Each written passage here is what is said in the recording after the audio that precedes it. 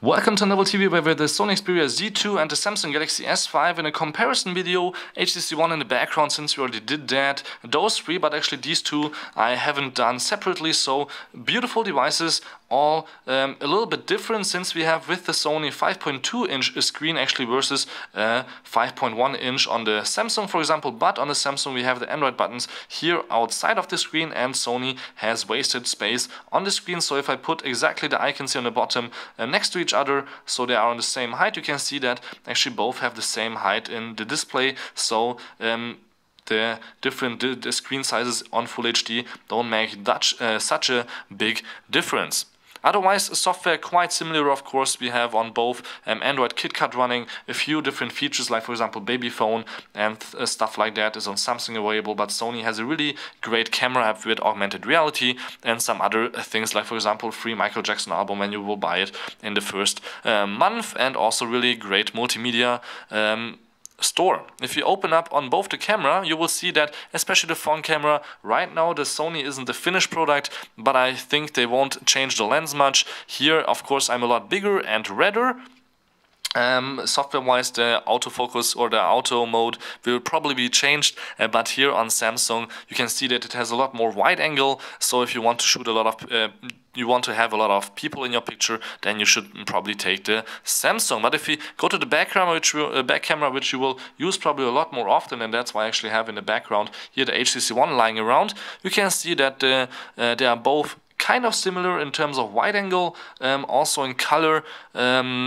Similarities. The couch looks a little bit realer here on the Sony than on the Samsung Galaxy S5, but also the HTC is a little bit smaller on the Samsung, so maybe it has a tiny little bit more wide angle, but otherwise they are about the same. But what I find interesting is if I move the camera around, you can see that on the Sony it's a lot more real life like, and the Samsung is a little bit, I don't know, slower.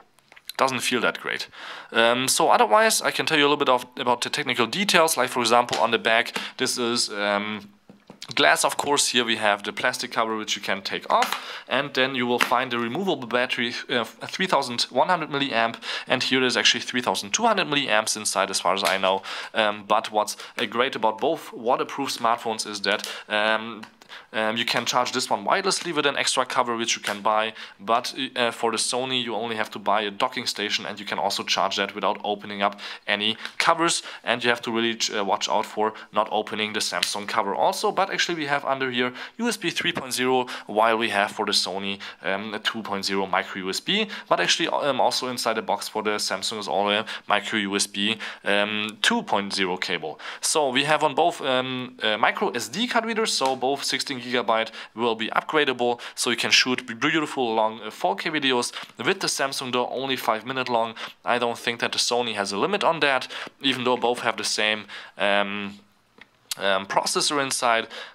On and off button and everything else you can see on the side, which is also special on this Sony, is that we have a dedicated camera button, so you don't even have to press anything on the screen. Then here on the bottom you can see the differences on the other side also, and on the top both infrared and 3.5mm headphone jacks. What actually also is a quite big difference is that Sony has kind of like the HTC boom sound, so two speakers on the front so you can listen to music beautifully also in the shower, while Samsung only has it on the back here, a single mono speaker, or that can be also stereo speaker, but isn't as great as Sony with the dual front speaker. And actually the Sony is slimmer. If you look at it here from this angle, you can see that it seems a lot slimmer, even though it's actually taller. I can put both on top of each other, where you will see that the Sony is a few millimeters longer, which is I think not that bad or not horrible, but of course could be a problem for a few people. So one thing that I shouldn't forget is, of course, Samsung has a fingerprint reader, not fingerprint, a pulse sensor, so a heart rate sensor. I don't know how often you will use it. You can just buy a smartband by Samsung to have that feature, but the smartbands by Samsung only work with Samsung phones. But I don't think that's the main feature. Rather, dual speakers and 1.5 meter waterproof against 1 meter waterproof for half an hour is quite a cool thing. So if you want to see also a video about all 5 of these phones in a comparison, so HTC One, Z2, Samsung Galaxy S5, LG G2 and Apple iPhone 5, watch out 5S, watch out out my YouTube channel, or check out my YouTube channel, where we have more videos. This was just a comparison between these two. I hope you liked it a little bit. You can read a little bit more here in the description and in the comments about how other people think about these. Sony should come out end of April, beginning of May, and Samsung is coming out next week. So look out for these phones. All three of these also in a separate comparison video, so check that out also. Thank you much for tuning in. My name is Balazs. This was the Samsung Galaxy S5 versus the Sony Xperia Z2. Don't forget to subscribe to my YouTube channel. I can't say it often enough. And share also my videos. Thank you much for tuning in. And I hope you liked my content.